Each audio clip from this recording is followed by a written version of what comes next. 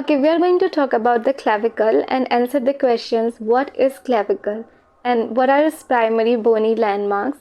What are some reasons to learn about it? Hello everyone, my name is Apurva and you are very welcome to my channel Study with Apurva. I am your educator at this channel to begin the clavicle. So the clavicle is also known as the collarbone. It's known as a collarbone because it forms a collar around the area. Well, that forms a collarbone around the area where your t-shirt collar is, and it also helps form a part of your pectoral girdle with the scapula. And if we look at this right clavicle, blow it up in the anterior view on the bottom lateral third, there's something called the convex tubercle. This little bony prominence is an attachment for the convex ligament, which is a part of the corticoclavicular ligament. Next, we see that the clavicle has two ends. The lateral end is called as the acromial end because it articulates with the acromion forming the acromioclavicular joint, abbreviated as AC joint, and the medial end is called as the sternal end, which articulates with the sternum and it forms the sternoclavicular joint, which has a very important functional or structural function. So we see that the clavicle connects the upper limb to the trunk. Now what that means? It means following here, right?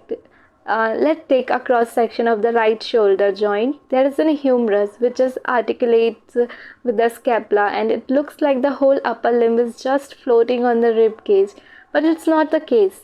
If we see in the superior view of the right shoulder, there is a humerus, and that humerus and its associated arm, forearm and hand articulates with the scapula, and the scapula articulates with the clavicle, and the clavicle articulates with the sternum at the sternoclavicular joint. That is the only bony attachments for the upper limb. All the other attachment deals with the muscle like the trapezius and so forth. So let's take this anterior view of the right clavicle and now see a superior view, and you see that the clavicle is a S-shaped like this. So which has increased the resiliency, because what happens is the clavicle serves as a strut or a rigid support to keeping the scapula and the upper limb away from the thorax, basically stabilizing and helping to stabilize the upper limb. And what we see is that the clavicle transmits the shock or the impacts from the upper limb to the axial skeleton. So here we have an example of someone doing a handstand, and all the force of the arm is going up to the body, pushing down, are then transmitted to the clavicle. And what happens if someone then say falls on an outstretched hand and their arm hit the ground? All that force is transmitted up to the upper limb and focused on the clavicle. When that happens, you get a clavicular fracture. You will notice that the clavicle is the weakest in the middle to the lateral third of that clavicle. So when you get a clavicular fracture, the medial part is elevated because of the contraction of the sternocleidomastoid, and the lateral part, which is no longer attached to the clavicle, drops because now the upper limb has no bony attachment to the trunk.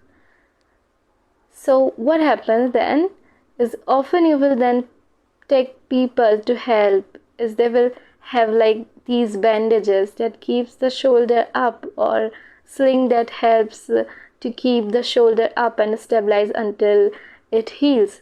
So let's do a bit of review. So there we have the lateral end of the clavicle is called as the acromial end, and the medial end of the clavicle is called as the sternal end, and that, my friend, is the clavicle in the nutshell. Thank you for watching the video. If you like the video, or if you found my video very helpful in your learning, then please like the video, subscribe to my channel for more such videos, and don't be hesitate to comment below which topic you want next.